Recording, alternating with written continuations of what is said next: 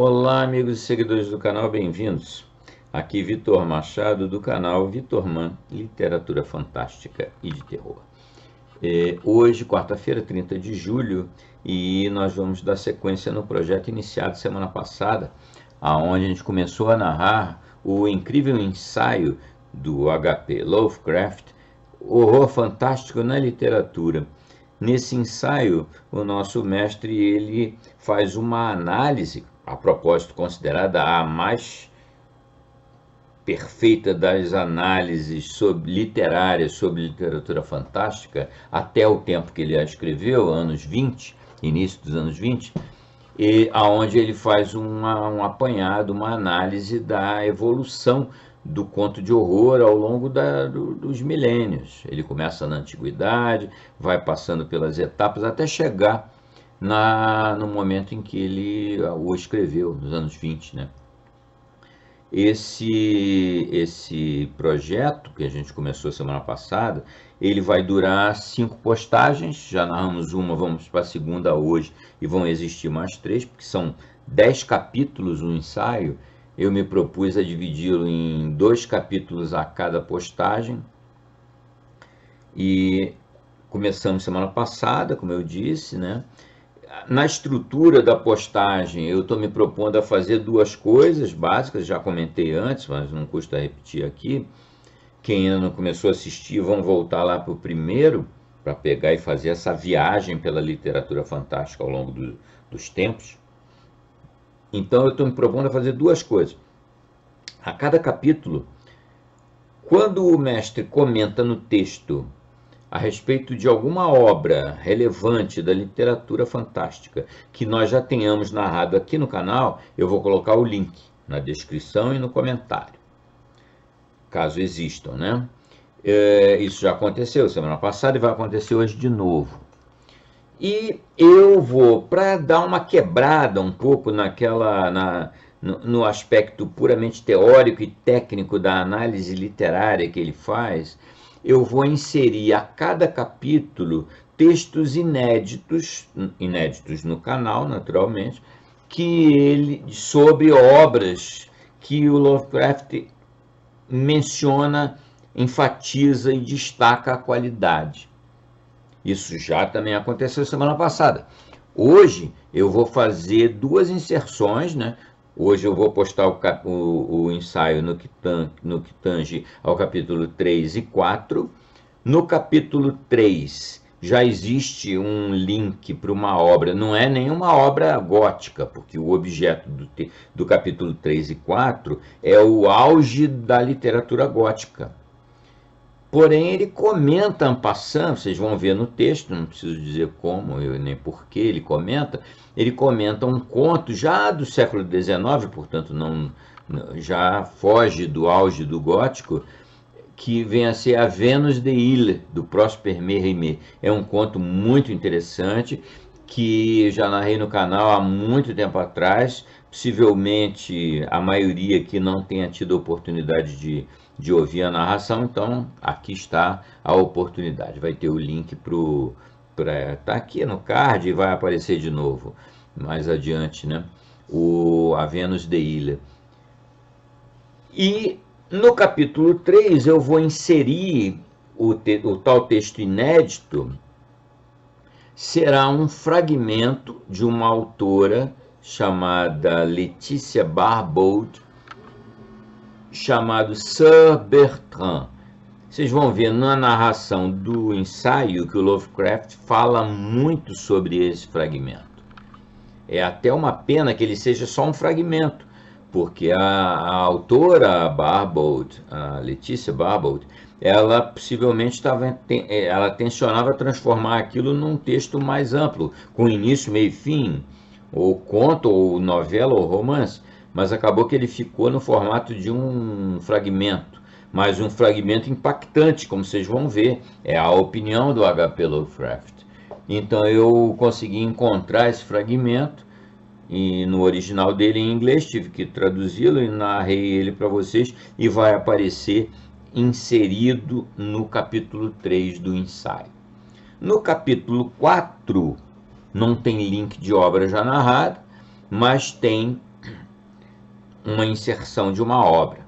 Aí, no capítulo 4, que é o auge do gótico e os principais, é onde o Lovecraft comenta a maioria dos grandes romances desse período da literatura, ele destaca, longe de todos os outros, até nem é dos mais conhecidos, mas por ele foi considerado o mais importante dos romances, o mais perfeito, o melhor dos romances góticos, que é Melmoth o Errante. Aí o que acontece? Vocês vão ver pelo texto do ensaio que não tinha opção, eu não tinha o que escolher uma outra obra para inserir nesse capítulo 4. Eu fui forçado a colocar Melmoth o Errante. Só que teve um probleminha. Esse romance, ele é um romance e é grande. Eu tenho o texto aqui, inclusive posso mandar o link para quem se interessar e comentar aqui, eu posso mandar o link. Esse romance, Melmoth o Errante, do irlandês Charles Maturin, ele é grande, ele tem 300 e tantas páginas, ele levaria 10 ou mais horas de narração, certamente não poderia ser uma mera inserção no capítulo 4, mas não podia deixar. Aí eu fiquei na dúvida, o que eu faço? Eu resolvi fazer uma adaptação livre, eu mesmo que fiz, uma adaptação livre do romance, transformei ele num texto relativamente curto. Para quem não teve oportunidade de ler o romance inteiro, eu recomendo. É um romance impactante, muito incrível. É um típico romance gótico, sem a maior parte dos problemas que os romances góticos costumam apresentar. Mas então o Melmoth o Errante eu transformei numa narração livre, numa adaptação livre, que leva cerca de 10 minutos, e vai servir para vocês terem aquele sabor dessa grande obra da literatura gótica. É a nossa inserção referente ao capítulo 4. Eu inclusive eu já ia esquecendo de comentar. Muitos amigos meus falaram, poxa, mas esse tipo de postagem aí, muito técnica, muito e tal, isso não tem muito como fazer sucesso no YouTube. É porque não conhecem a comunidade aqui. Certamente a galera que é interessada em literatura fantástica, assim como ficou demonstrado na postagem da quarta-feira, e assim eu creio que vai acontecer nas próximas 4, hoje mais 3, vão tirar muito proveito dos preciosos comentários que o Lovecraft faz sobre a literatura fantástica. Era isso aí, então. Um grande abraço para vocês, saudações, fiquem bem e curtam esse ensaio maravilhoso do nosso mestre H.P. Lovecraft e esses dois aperitivos aí, o fragmento Sir Bertrand, da Barbauld, e a minha humilde adaptação livre do romance Melmoth o Errante. Um abraço para todo mundo, saudações, fiquem bem, não percam a conclusão no sábado que vem do romance O Espreitador no Limiar, de August Derleth e H.P. Lovecraft. Tudo acaba sábado que vem. Saudações, abraço. Capítulo 3. As primeiras novelas góticas. As paisagens povoadas de fantasmas de Ossian, as visões caóticas de William Blake, o grotesco que baila em Tam O'Shanter de Burns, o sinistro demonismo de Coleridge em Christabel e o velho marinheiro, a magia etérea do Kilmeny de James Hogg e traços mais discretos de horror cósmico em Lamia e vários outros poemas de Keats são exemplos típicos ingleses do advento do fantástico na literatura formal. Nossos primos teutões do continente foram igualmente receptivos àquele crescente dilúvio. De Bürger, Caçador Selvagem, e ainda mais famosa, a balada do noivo demônio, Lenora. Ambas imitadas em inglês por Scott, cujo respeito pelo sobrenatural sempre foi grande. São somente uma pequena amostra da exuberância do incrível que o cancioneiro alemão começava a oferecer. Foi dessas fontes que Thomas Moore adaptou a lenda da vampiresca noiva-estátua, usada mais tarde por Prosper Mérimée em A Vênus de Ille, e cujas origens remontam a tempos antiquíssimos, que ecoa tão arrepiantemente em sua balada O Anel. E a imortal obra-prima de Goethe, Fausto, passando da simples balada à clássica tragédia cósmica das idades, pode ser tida como o pico culminante a que esse impulso poético alemão ascendeu. Aqui nós já vamos ter a única referência nesse capítulo que o Lovecraft faz a uma obra que a gente já narrou aqui no canal, que é justamente A Vênus de Ille, do Prosper Mérimée. Então, vocês querendo ouvir esse conto, realmente um conto muito interessante, não é gótico, né? Ele é bem mais moderno, é já do século XIX, né? Mas nós já narramos aqui, é um conto magnífico. A Vênus de Ille, de Prosper Mérimée. Arrepiante mesmo. Está aqui na descrição e nos comentários o link para quem quiser assistir. Vamos seguindo aqui no nosso terceiro capítulo com H.P. Lovecraft. Mas coube a um inglês muito mundano e jovial, não outro senão Horace Walpole, dar forma definitiva àquele impulso crescente e tornar-se o verdadeiro fundador da história de horror literária como forma permanente. Cultor do romance e do mistério medievais como diversão de diletante, e tendo por moradia em Strawberry Hill a graciosa imitação de um castelo gótico, em 1764 Walpole publicou O Castelo de Otranto, uma narrativa sobrenatural que, embora em si medíocre e de todo inconvincente, estava fadada a exercer uma influência quase ímpar na literatura do irreal. De início apresentada como uma simples tradução por um certo William Marshall Squire de um fictício original italiano, Onufrio Muralto, mais tarde o autor assumiu a paternidade do livro e comprazeu-se em sua ampla e instantânea popularidade. Uma popularidade que lhe garantiu diversas edições, pronta dramatização e imitações por atacado na Inglaterra e na Alemanha. A história, cansativa, artificial e melodramática, é ainda mais prejudicada por um estilo prosaico e borbulhante, cuja elegância maneirosa em nenhum momento permite a criação de uma atmosfera autenticamente espectral. Fala de Manfredo, um príncipe inescrupuloso e usurpador decidido a fundar uma linhagem e que, após a morte súbita e misteriosa de seu único filho Conrado na manhã do casamento deste, intenta dar fim à sua esposa Hipólita e casar-se com a dama destinada ao inditoso jovem. A propósito, esmagado pela queda preternatural de um enorme elmo no pátio do castelo. Isabela, a noiva enviuvada, foge ao seu desígnio e nos subterrâneos do castelo encontra Teodoro, um jovem e bravo couteiro que passa por camponês, mas exibe uma estranha parecença com o velho senhor Alfonso, que governava o domínio antes do tempo de Manfredo. Pouco depois, fenômenos extraordinários acometem o castelo de diversos modos. Pedaços de armaduras gigantescas aparecem em locais inesperados. Um retrato sai da sua moldura, um raio destrói o edifício e um monstruoso fantasma couraçado de Alfonso brota das ruínas e ascende entre nuvens que se abrem para o seio de São Nicolau. Teodoro, que cortejou Matilda, filha de Manfredo, e a perdeu por morte, o pai a mata por engano, é reconhecido como filho de Alfonso e herdeiro legítimo da terra. Encerrando a narrativa, ele desposa Isabela e se prepara para viver feliz para sempre, ao passo que Manfredo, cuja ambição foi a causa da morte sobrenatural do filho e dos seus próprios infortúnios sobrenaturais, recolhe-se a um mosteiro para cumprir penitência, e a esposa, amargurada, busca asilo num convento das redondezas.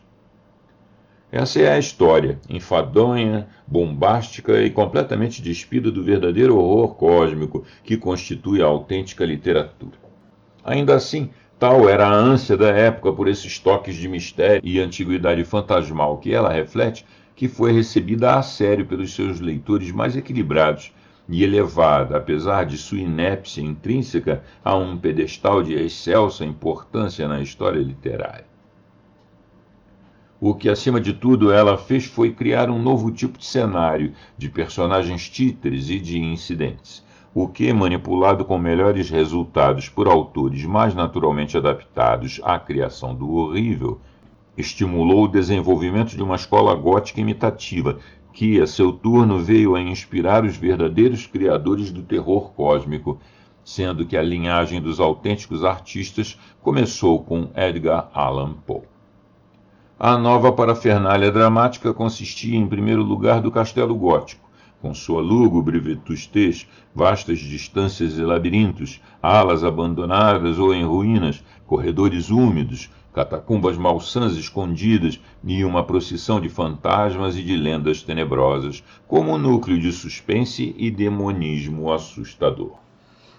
Além disso, incluía o nobre tirânico e perverso como vilão, a heroína inocente, perseguida e geralmente insípida, que é a vítima dos principais horrores e serve como ponto de vista e foco das simpatias do leitor. O valente e impoluto herói, sempre de nascimento nobre, mas frequentemente em disfarce humilde. A convenção de sonoros nomes estrangeiros, o mais das vezes italianos, para as personagens, e toda uma série de artifícios teatrais, entre os quais estranhas luminosidades, alçapões apodrecidos, lâmpadas que não se apagam, manuscritos bolorentos escondidos, gonzos rangentes, cortinas agitadas e por aí afora. Toda essa parafernália se repete com cômica mesmice, mas ainda assim por vezes com tremendo efeito, ao longo da história da novela gótica. E ainda hoje sobrevive, só que agora uma técnica mais sutil a leva a assumir uma forma menos ingênua e óbvia. Um meio de expressão harmonioso para uma nova escola fora descoberto, e o mundo das letras não perdeu tempo em valer-se da oportunidade. O romance alemão respondeu de pronto à influência de Walpole, e logo tornou-se símbolo de quimérico e infernal. Na Inglaterra, um dos primeiros imitadores foi a célebre Mrs. Barbauld, então Miss Aiken, que em 1773 publicou um fragmento inacabado chamado Sir Bertrand, em que as cordas de um terror genuíno foram tangidas por mão não inábil. Numa charneca escura e solitária, um fidalgo, atraído por um dobre de sino e uma luz distante, entra num velho e lôbrego castelo torreado, cujas portas se abrem e fecham, e onde fogos fátuos azulados conduzem por escadas misteriosas e passagens sem saída, e a estátuas negras animadas. Finalmente, Sir Bertrand chega a um caixão onde jaz uma defunta, e no momento em que ele a beija, a cena se dissolve para dar lugar a um esplêndido aposento, onde a dama rediviva oferece um banquete em honra do seu salvador. Bem, aqui é a nossa deixa para colocar o primeiro enxerto aqui da nossa postagem de hoje, né? E o referente a esse terceiro capítulo aqui. Eu consegui encontrar, eu tive que traduzir porque eu encontrei no original em inglês, justamente esse fragmento que o Lovecraft está se referindo, que é o Sir Bertrand, de Mrs. Barbauld, ou na época ela ainda era Miss Aiken. É um texto de 1773, realmente muito interessante e um bom exemplo de uma primeira manifestação de um verdadeiro horror. Vamos então a ele. Sir Bertrand, de Mrs. Barbauld, 1773. Após essa aventura, Sir Bertrand voltou seu corcel em direção aos bosques, esperando cruzar estes pântanos lúgubres antes do toque de recolher. Mas, antes que tivesse percorrido metade do caminho, ficou confuso pelos diferentes rastros e, não sendo capaz, até onde a vista alcançava, de enxergar qualquer objeto além da urze marrom que o cercava, acabou ficando completamente incerto sobre que direção deveria tomar. A noite o alcançou nessa situação. Era uma daquelas noites em que a lua oferece um tênue brilho de luz através das espessas nuvens negras de um céu carregado. De tempos em tempos ela surgia de súbito em pleno esplendor de seu véu, e então imediatamente se retirava atrás dele, servindo apenas para oferecer ao desamparado Sir Bertrand uma ampla perspectiva do ermo desolado. A esperança e a coragem inata por um tempo o impulsionaram a seguir em frente, mas por fim a escuridão crescente e o cansaço do corpo e da mente o dominaram. Ele temia mover-se do lugar onde estava, com medo de buracos e pântanos desconhecidos, e, desmontando do cavalo em desespero, lançou-se ao chão. Não permanecera por muito tempo nessa posição quando o toque repentino de um sino distante alcançou seus ouvidos. Ele se levantou de um salto e, voltando-se para a direção do som, discerniu uma tênue luz tremeluzente. Imediatamente segurou as rédeas de seu cavalo e, com passos cautelosos, avançou em sua direção. Após uma marcha penosa, foi detido por um fosso com água cercando o lugar de onde vinha a luz, e, por um breve clarão do luar, teve plena visão de uma grande mansão antiga, com torres nos cantos e um amplo pórtico no centro. Os estragos do tempo estavam marcados com força em tudo ao redor. O telhado havia desabado em vários pontos, os parapeitos estavam semi-destruídos e as janelas quebradas e desmanteladas. Uma ponte levadiça com um portão em ruínas em cada extremidade levava ao pátio diante do edifício. Ele entrou e imediatamente a luz que vinha de uma janela em uma das torres deslizou e desapareceu. No mesmo instante, a lua afundou-se atrás de uma nuvem negra e a noite tornou-se mais escura do que nunca. Tudo estava silencioso. Sir Bertrand prendeu seu corcel sobre um abrigo e, aproximando-se da casa, percorreu toda a fachada com passos leves e lentos. Tudo estava quieto como a morte. Olhou pelas janelas inferiores, mas não conseguiu distinguir um único objeto através da escuridão impenetrável. Após um breve diálogo consigo mesmo, entrou no pórtico e, segurando um pesado batedor de ferro no portão, ergueu-o e, hesitando, por fim deu uma forte batida. O ruído ecoou por toda a mansão com ecos ocos. Tudo voltou a ficar em silêncio. Ele repetiu as batidas com mais ousadia e mais força. Seguiu-se outro intervalo de silêncio. Uma terceira vez ele bateu. E uma terceira vez tudo permaneceu quieto. Então recuou alguns passos para tentar ver se alguma luz aparecia em toda a fachada. Ela surgiu novamente no mesmo lugar e rapidamente deslizou, como antes. No mesmo instante, um toque profundo e sombrio ressoou da torre. O coração de Sir Bertrand parou de medo. Ele ficou imóvel por um tempo. Então o terror o impeliu a dar alguns passos apressados em direção ao seu corcel. Mas a vergonha conteve sua fuga. E, impulsionado pela honra e por um desejo irresistível de concluir a aventura, retornou ao pórtico. E, fortalecendo sua alma com total resolução, sacou sua espada com uma mão e com a outra ergueu o trinco do portão. A pesada porta, rangendo em suas dobradiças, cedeu relutantemente à sua mão.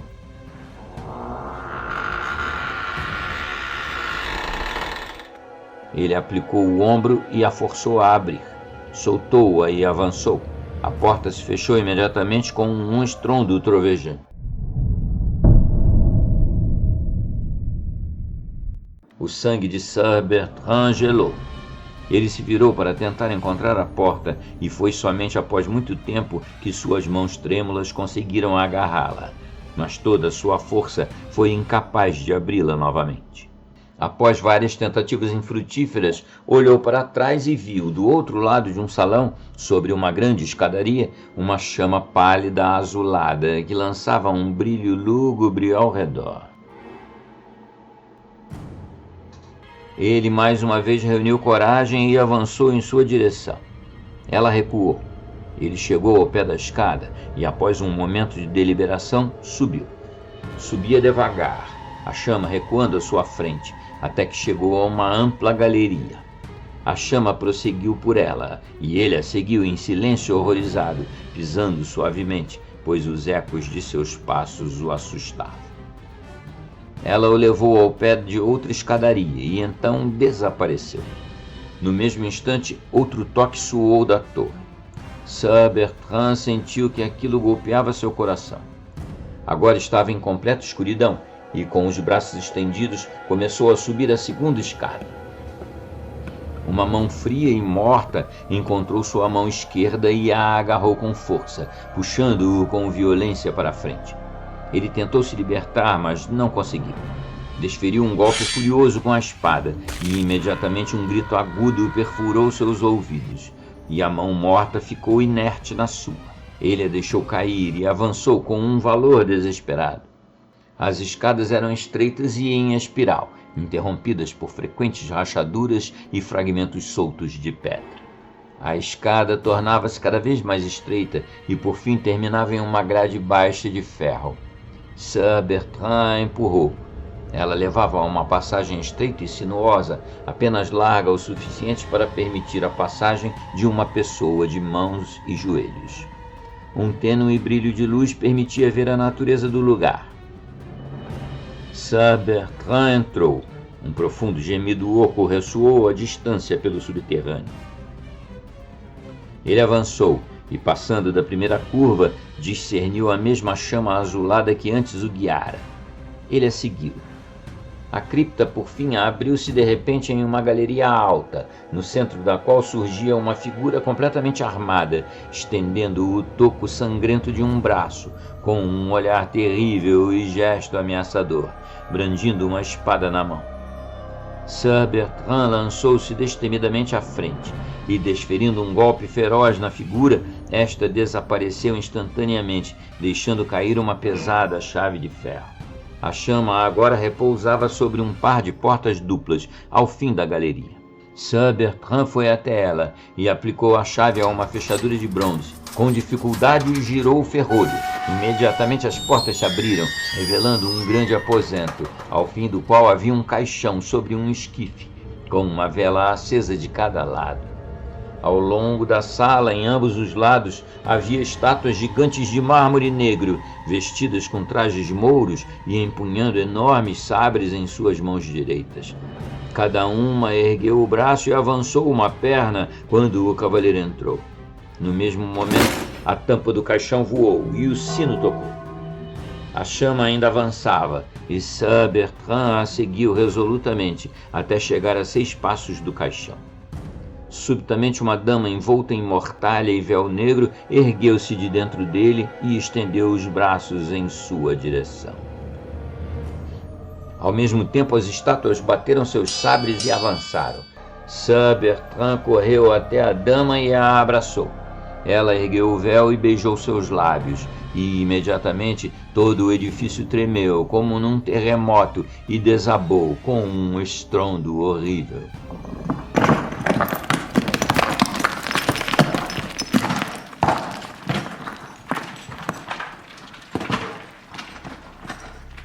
Sir Bertrand foi lançado em um súbito transe e, ao recobrar-se, encontrou-se sentado num sofá de veludo, no aposento mais magnífico que jamais vira, iluminado por inumeráveis candelabros de cristal puro. Um suntuoso banquete estava disposto ao centro. As portas se abriram ao som de uma música suave, e uma dama de incomparável beleza, vestida com esplendor deslumbrante, entrou, cercada por um grupo de ninfas alegres, mais belas que as graças. Ela avançou até o cavalheiro e, ajoelhando-se, agradeceu-lhe como seu libertador. As ninfas colocaram uma coroa de louros sobre sua cabeça, e a dama o conduziu pela mão até o banquete, sentando-se ao seu lado. As ninfas sentaram-se à mesa, e uma numerosa comitiva de servos entrou, servindo o banquete. Música deliciosa tocava o tempo todo. Sir Bertrand não conseguia falar de tão surpreso. Ele apenas retribuía as homenagens com olhares e gestos corteses. Depois que o banquete terminou, todos se retiraram, exceto a dama, que, levando o cavalheiro de volta ao sofá, dirigiu-se a ele nestas palavras. Fim do fragmento. Bem, muito interessante, né? Pena que não se transformou num romance completo, ou pelo menos num conto, né? Tem todos os ingredientes para ter se transformado numa obra-prima, realmente. Mas vamos seguindo então com Lovecraft. Walpole admirava esse conto, embora visse com menos respeito um descendente ainda mais destacado do seu Otranto, O Velho Barão Inglês, de Clara Reeve, publicado em 1777. É bem verdade que neste falta verdadeira vibração à nota de mistério e maldição exterior que distingue o fragmento de Mrs. Barbauld. E, embora menos primário que a novela de Walpole e mais artisticamente parco de horror em sua posse de uma única figura espectral, não obstante, por demais insípido para atingir a verdadeira grandeza. Mais uma vez temos aqui o virtuoso herdeiro do castelo, disfarçado em camponês e reintegrado em sua herança por intercessão do fantasma de seu pai. E mais uma vez temos um caso de larga popularidade, levando a diversas edições, dramatização e finalmente tradução para o francês. Miss Reeve ainda escreveu outra novela fantástica, infelizmente inédita e perdida. A essa altura, a novela gótica já se firmara como forma literária, e os exemplos multiplicam-se de forma surpreendente à medida que o século XVIII se aproxima de seu termo. O Recesso, escrito em 1785 por Sophia Lee, tem o elemento histórico girando em torno das duas filhas gêmeas de Maria, rainha da Escócia, e, embora desprovido do sobrenatural, faz uso do cenário e do mecanismo de Walpole com grande habilidade. 5 anos depois, todas as lâmpadas em existência empalidecem ante o despontar de uma nova ordem luminosa. Anne Radcliffe, 1764-1823, cujos célebres romances fizeram do terror e do suspense uma voga e que instaurou novos e mais elevados padrões no domínio da atmosfera macabra, a despeito do hábito irritante de, no último momento, destruir os seus próprios fantasmas com laboriosas explicações mecânicas. Aos já familiares artifícios góticos dos seus predecessores, Mrs. Radcliffe acresceu no ambiente e no incidente um senso do extraterreno que chegou bem próximo do gênio, cada pormenor de ação e de cenário concorrendo artisticamente para a impressão de ilimitado horror que ela queria transmitir. Com ela, uns poucos detalhes sinistros, como um rastro de sangue nas escadas do castelo, um gemido vindo de uma cripta distante, uma melodia insólita numa floresta noturna, têm o dom de conjurar as mais potentes imagens de catástrofe iminente, suplantando de muito as elaborações extravagantes e prolixas de outros escritores. E essas imagens em si não são menos poderosas pelo fato de serem explicadas antes do fim do romance. A imaginação visual de Mrs. Radcliffe era vivíssima e tanto se manifesta em suas deliciosas pinceladas paisagísticas, sempre em contornos encantadoramente pictóricos, nunca em minúcias, como em suas fantasias alucinatórias. Suas principais fraquezas, além do veso do prosaico desencantamento, são uma tendência de incorrer em erros de história e geografia e uma fatal predileção por entremear seus romances de poemetos insípidos atribuídos a uma ou outra personagem.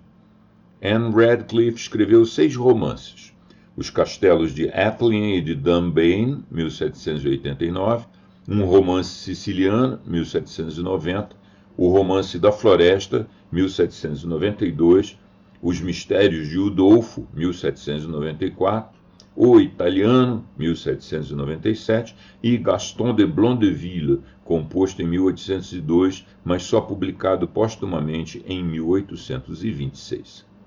Destes, Udolfo é de longe o mais famoso e pode ser considerado típico do romance gótico da primeira fase, em sua melhor expressão.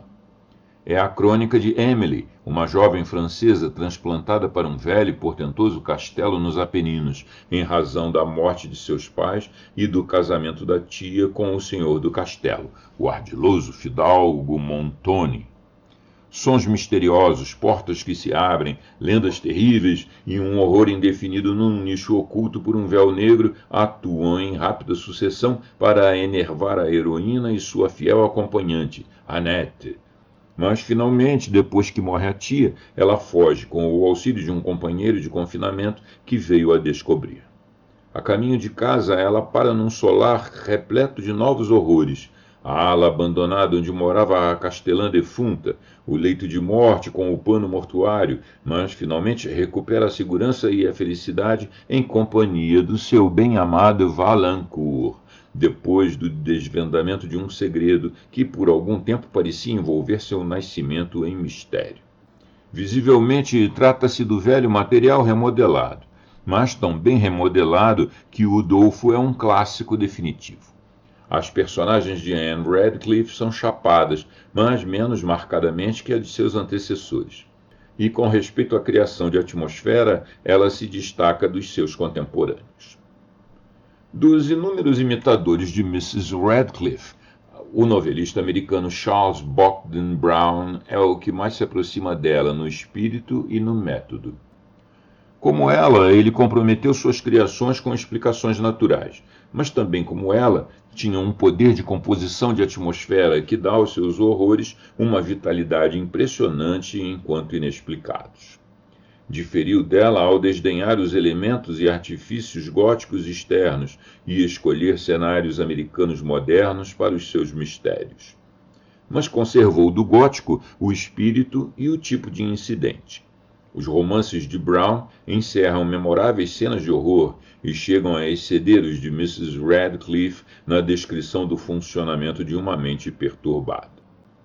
Edgar Huntley começa com um sonâmbulo cavando uma sepultura, mas depois se desvirtua com laivos de um didatismo à moda de Godwin. Ormond tem a ver com um membro de uma sinistra irmandade secreta. Neste e em Arthur Melvin é descrita a epidemia de febre amarela que o autor assistiu na Filadélfia e Nova York. Mas o livro mais famoso de Brown é Wieland, ou A Transformação, 1789, em que um alemão da Pensilvânia, envolvido numa onda de fanatismo religioso, ouve vozes e mata a mulher e os filhos em sacrifício. Sua irmã Clara, que conta a história, escapa por um triz. O cenário, ambientado no Parque Florestal de Mittingen, às margens de um trecho remoto de Schuylkill, é pintado com extrema vividez, e os terrores de Clara, carregados de tons espectrais, o crescendo de tensão, passos estranhos na casa isolada, tudo isso é moldado com força realmente artística. No final se oferece uma explicação capenga, à base de ventriloquismo, mas a atmosfera é genuína enquanto dura. Carvin, o ventríloco perverso, é um típico vilão nos moldes de Manfredo ou de Montoni.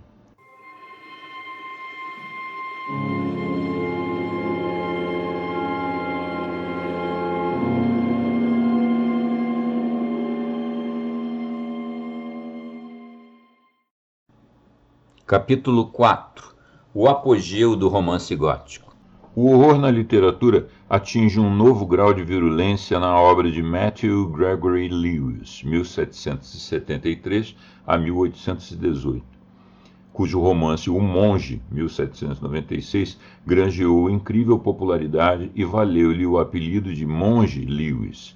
Esse jovem escritor, educado na Alemanha e imbuído de uma massa barbaresca de mitologia teutônica desconhecida de Mrs. Radcliffe, dedicou-se ao terror em formas muito mais brutais do que a sua gentil predecessora jamais se atrevera sequer a imaginar. E assim produziu uma obra-prima de pesadelo vivo, em que o cunho geral gótico é exacerbado por doses adicionais de diabolismo. É a história de um monge espanhol, Ambrósio, que, tentado por um demônio disfarçado na jovem Matilda, é arrancado a um estado de virtude escrupulosa e arrastado aos mais nefandos extremos da maldade.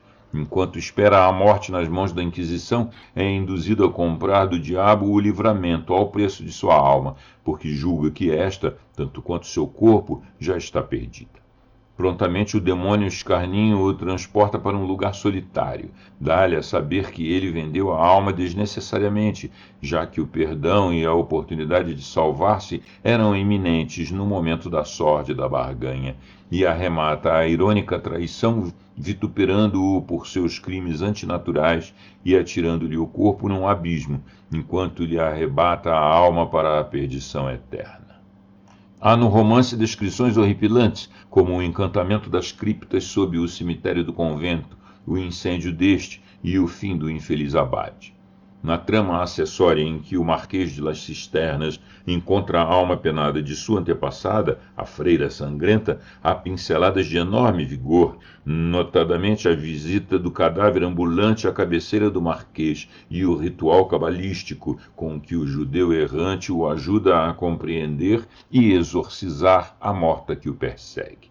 Não obstante, em seu todo, o Monge é uma leitura terrivelmente enfadonha, e por demais longo e disperso, e grande parte de sua força se perde pela irreverência e pelo exagero grosseiro da reação contra os padrões do bom tom, que Lewis a princípio desprezava como falso moralismo. Há um aspecto importante a seu favor. Lewis nunca deitou a perder as suas visões dantescas com explicações naturais. Teve o mérito de romper a tradição radcliffiana e alargar o campo do romance gótico. Afora o Monge, Lewis escreveu muito mais. Seu drama O Espectro do Castelo foi composto em 1798 e ele ainda encontrou tempo para produzir outras peças de ficção em forma de baladas. Contos Espantosos, 1799, Contos Romanescos, 1801 e uma série de traduções do alemão. Bem, esse capítulo 4 aqui, ele não tem referência a nenhuma obra que eu já tenha narrado no canal. Então eu não vou colocar nenhum link aqui. Porém, eu vou fazer um comentário para vocês que esse romance que ele menciona aqui, O Monge, do Lewis, eu estou exatamente nesse momento lendo esse romance. E concordo totalmente, ele tem passagens realmente terríveis, assim, muito impactantes, mas ele realmente é um tanto comprido, um tanto longo demais, e eu acho que não seria legal eu narrar esse romance. Tem muitos romances mais interessantes para a gente narrar aqui no canal. Mas eu vou fazer com o Monge, assim que eu terminar de ler o romance. Eu nunca tinha lido esse romance. Assim que terminar de lê-lo, eu vou fazer uma adaptação, uma espécie de um resumo desse romance e vou postar aqui no canal. Então, o capítulo 4 não tem um link para eu colocar para vocês, como teve nos outros 3 anteriores, mas já fica uma notícia de que o Monge vai aparecer aqui no nosso canal mais para frente um pouquinho, mas na forma de um resumo. Vamos então voltar ao H.P. Lovecraft. A essa altura, romances góticos multiplicavam-se em tumultuosa e medíocre profusão. Em sua maioria eram simplesmente ridículos, à luz de gostos apurados, e a célebre sátira de Miss Austen, a abadia de Northanger, foi uma crítica mais do que merecida a uma escola que se atolara a fundo no absurdo. Essa escola específica estava em via de esgotar-se, mas antes da sua subordinação final, surgiu a última das suas grandes figuras, na pessoa de Charles Robert Maturin, 1782-1824, um obscuro e excêntrico clérigo irlandês.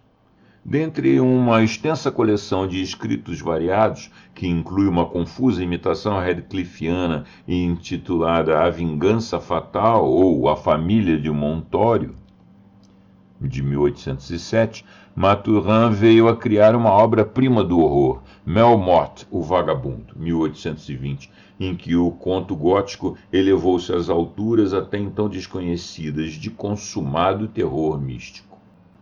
Melmoth é a história de um gentil homem irlandês que, no século XVII, obtém do demônio um prolongamento preternatural da vida em troca de sua alma. Se ele for capaz de convencer um outro a assumir o pacto e assim retornar à sua existência natural, poderá salvar-se, mas nunca consegue esse intento, por mais persistentemente que assedie aqueles que o desespero levou à imprudência e ao desvario. O arcabouço da história é bizonho, peca por extensão tediosa, episódios divagantes, narrações dentro de narrações e artificialismo de situações e coincidências. Mas em vários pontos da interminável digressão sente-se o pulsar de uma força que não se encontra em nenhuma outra obra anterior do gênero. Uma afinidade com a verdade essencial da natureza humana, uma compreensão das fontes mais profundas do autêntico pavor cósmico e uma identificação apaixonada por parte do escritor que faz do livro mais do que um simples arranjo engenhoso de artifícios, um verdadeiro documento de autoexpressão estética. Nenhum leitor imparcial há de contestar que Melmoth represente um enorme passo na evolução da narrativa de horror. O medo é retirado da esfera do convencional e exaltado de modo a transformar-se numa nuvem negra pairando sobre o destino dos homens. Os arrepios que Maturin suscita, produzidos por alguém capaz de arrepiar-se, são da espécie que convence. Anne Radcliffe e Lewis são presas fáceis para o parodista, mas não seria fácil encontrar uma nota falsa na ação febricitante e na alta tensão atmosférica desse irlandês, a quem emoções menos sofisticadas e raízes de misticismo céltico proporcionaram um equipamento natural de primeira ordem para o seu trabalho.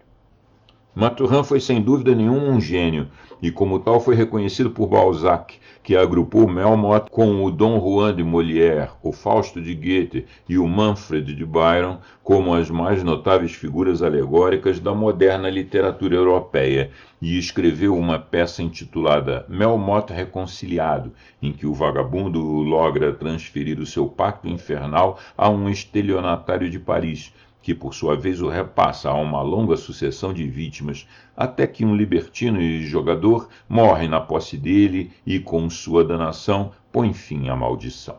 Scott, Rossetti, Thackeray e Baudelaire foram outros titãs que manifestaram irrestrita admiração por Maturin, e é significativo o fato de que Oscar Wilde, depois de desonrado e exilado, escolheu para os seus últimos dias em Paris o nome falso de Sebastian Melmoth. Melmoth contém cenas que ainda hoje não perderam seu poder de provocar horror. Começa com um leito de morte. Um velho avarento está morrendo de pavor por causa de certa coisa que viu, combinada a um manuscrito que leu e a um retrato de família pendurado num quartinho escuro de sua casa secular em County Wicklow. Ele manda chamar no Trinity College de Dublin seu sobrinho John, e este, chegando, observa uma série de coisas espantosas. Os olhos do retrato brilham horrivelmente e por 2 vezes uma figura estranhamente parecida com o retrato aparece momentaneamente à porta. O terror ronda a casa dos Melmoths, um de cujos ancestrais, J. Melmoth, 1646, é a figura do retrato. O avarento moribundo declara que aquele homem, numa data pouco anterior a 1800, continuava vivo. Finalmente o avarento morre, e o sobrinho é instruído pelo testamento a destruir o retrato e um manuscrito que se encontra numa certa gaveta. Lendo o documento que foi escrito em fins do século XVII por um inglês chamado Stanton, o jovem John fica sabendo de um terrível acontecimento ocorrido na Espanha em 1677, quando o autor do manuscrito conheceu um sinistro compatriota e foi informado de como este matara com o olhar um padre que o denunciara como possuído por um espírito maligno. Mais tarde, em Londres, tendo reencontrado o homem, Stanton é encerrado num hospício e visitado pelo estranho, cuja chegada é anunciada por uma música espectral e cujos olhos emitem um fulgor mortífero. Melmoth, o errante, pois é ele o maligno visitante, oferece ao prisioneiro a liberdade se ele assumir seu pacto com o diabo. Mas, como todos os outros que Melmoth abordou, Stanton resiste à tentação. A descrição por Melmoth dos horrores da vida num hospício, que ele usa para tentar Stanton, é uma das passagens mais fortes do livro. Por fim, Stanton é libertado e passa o resto da vida a procurar por Melmoth, o errante, pois é ele o maligno visitante.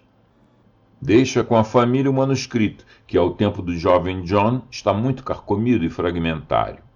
John destrói o retrato e o manuscrito, mas enquanto dorme é visitado pelo seu horrível ancestral, que lhe deixa no pulso uma marca azul e negra. Algum tempo depois, John recebe a visita de um náufrago espanhol, Alonso de Moncada, que fugiu de um monacato compulsório e das perseguições da Inquisição. Ele sofreu horrivelmente e as descrições das suas experiências de tortura e dos subterrâneos, através dos quais, em certa ocasião, tentou fugir, são clássicas. Mas teve forças para resistir a Melmoth o Errante, quando a cercada em seu pior momento na prisão.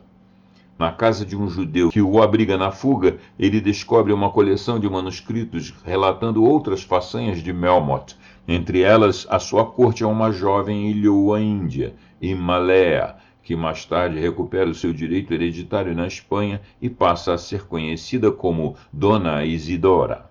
E o seu medonho casamento com ela junto ao cadáver de um anacoreta à meia-noite, na capela arruinada de um mosteiro abandonado e assombrado.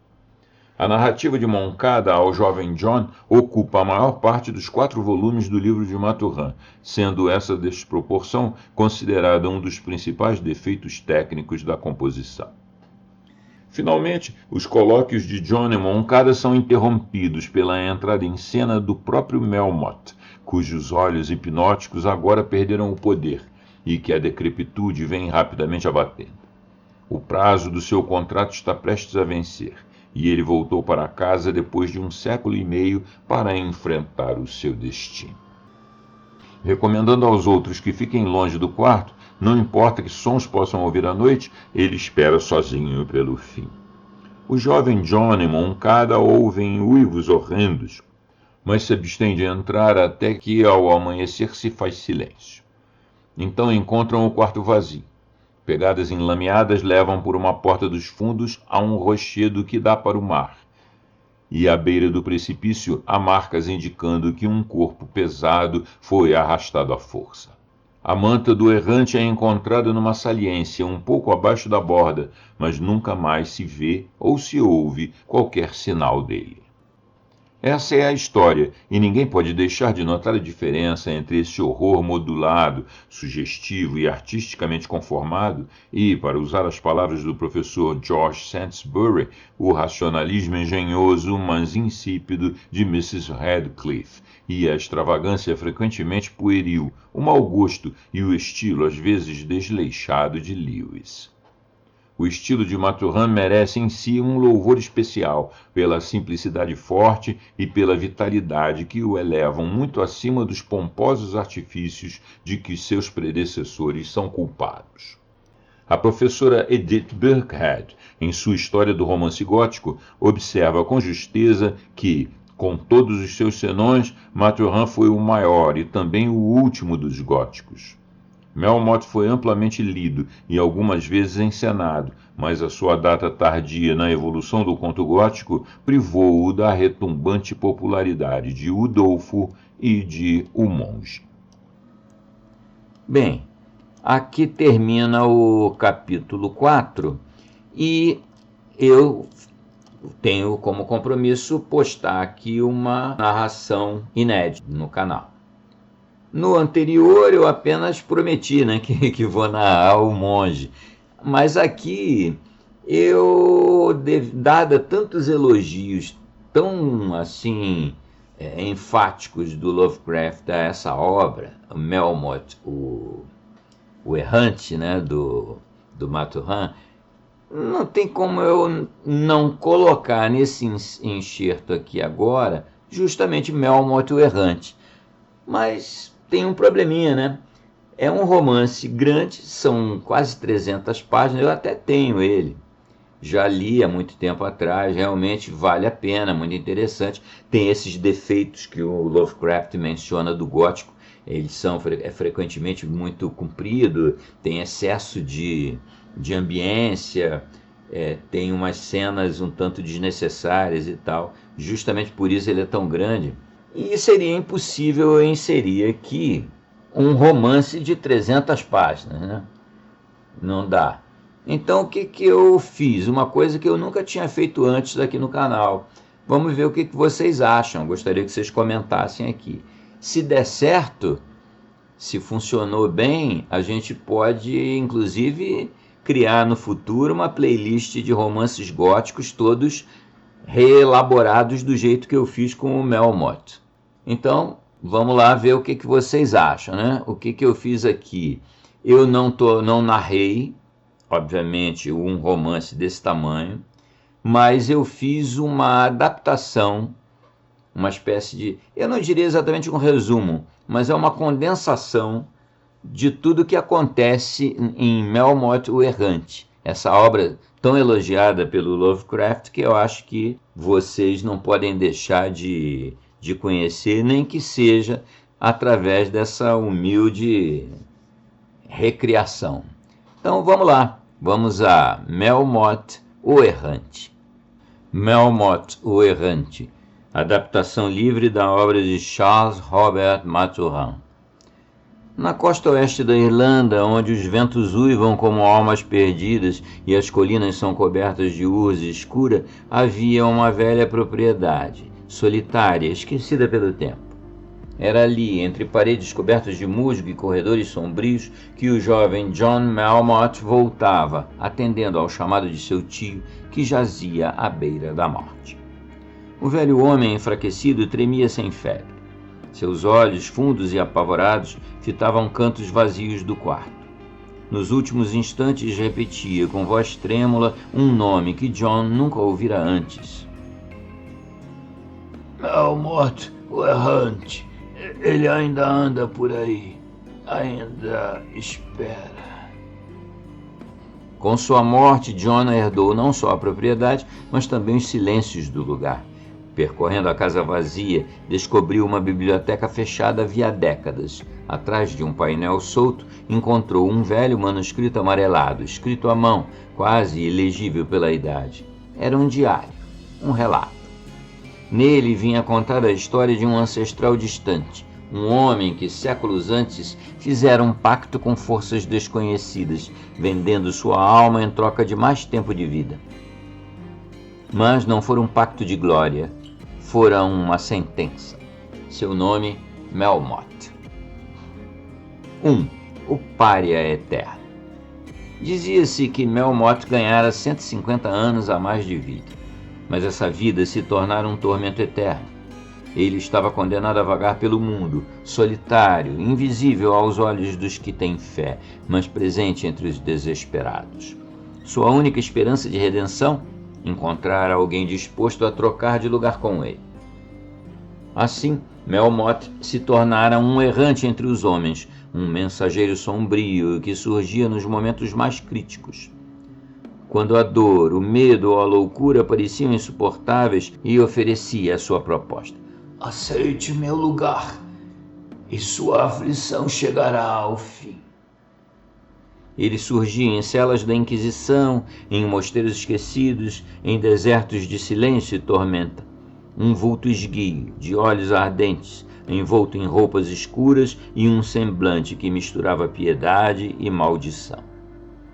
Mas nenhum homem, nenhuma mulher ousava aceitar.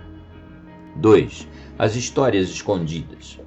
Ao longo dos relatos no manuscrito, John conheceu outras histórias, vidas tocadas por Melmoth, sempre em momentos de dor extrema. Havia um prisioneiro espanhol condenado pela Inquisição.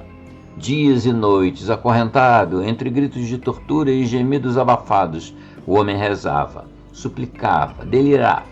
Então, certa noite, a muralha da cela pareceu dissolver-se, e lá estava ele, Melmoth, parado na escuridão. Aceite meu fardo e estará livre. O prisioneiro caiu de joelhos, mas mesmo em sua aflição, preferiu a morte à eternidade daquele olhar sem repouso. Havia também uma jovem chamada Imalea, criada e isolada por fanáticos em um convento, privada do mundo, da liberdade e da alegria. Melmoth a encontrou em sua cela, entre lágrimas e preces sufocadas. Ele a amou, ou pensou amar, mas mesmo ela, tocada pela ternura e pela miséria de Melmoth, recuou diante da vastidão sem fim de sua maldição. Essas histórias, recolhidas em diferentes tempos e lugares, formavam um mosaico sombrio. Melmoth era uma sombra que cruzava gerações, retornando sempre que a alma humana se encontrava à beira do abismo. 3. A herança. John Melmoth, cada vez mais envolvido com as histórias, começou a sentir a presença do errante em sua própria vida. Escutava passos durante a noite, portas que se abriam sozinhas, vozes que murmuravam em quartos vazios. Um frio repentino cortava o ar quando ele caminhava pelos corredores. Às vezes, via um homem parado ao longe, no limite da visão, alto, magro, de olhos incandescentes, observando-o em silêncio.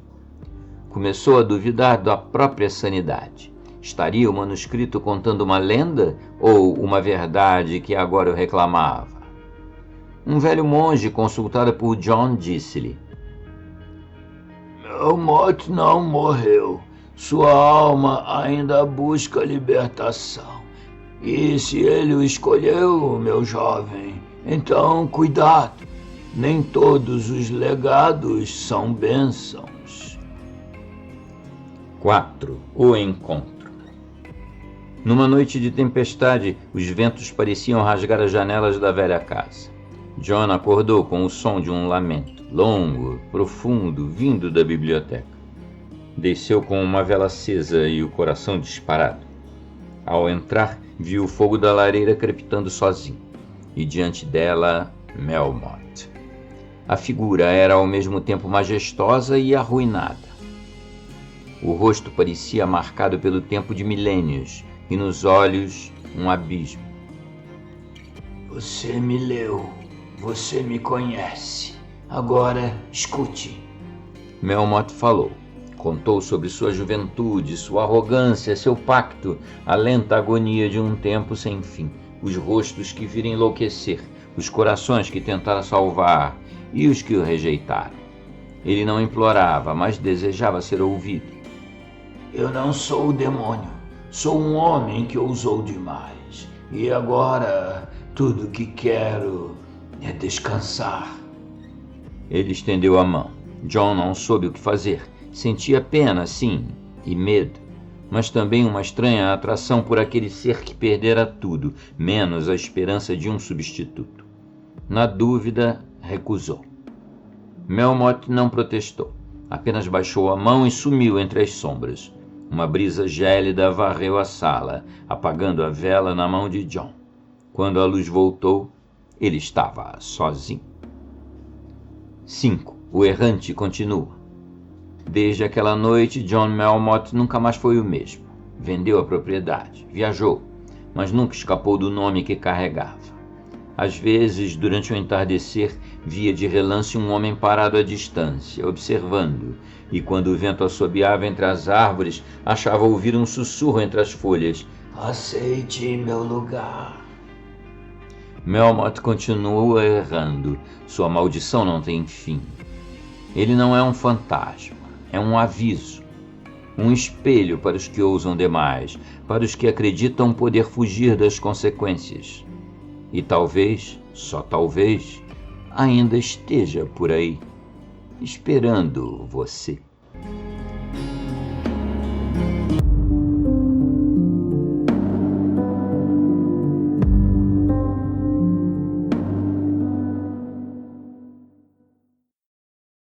Bem, amigos, espero que tenham gostado. Temos aqui na página final da postagem umas sugestões de novos contos do Círculo Lovecraft, do Mito Cthulhu, e também os grandes clássicos do horror já narrados aqui no canal. E caso vocês tenham gostado muito, considerem a hipótese de ajudar o desenvolvimento do projeto aqui do canal, entrando para membros. Um abraço, até mais.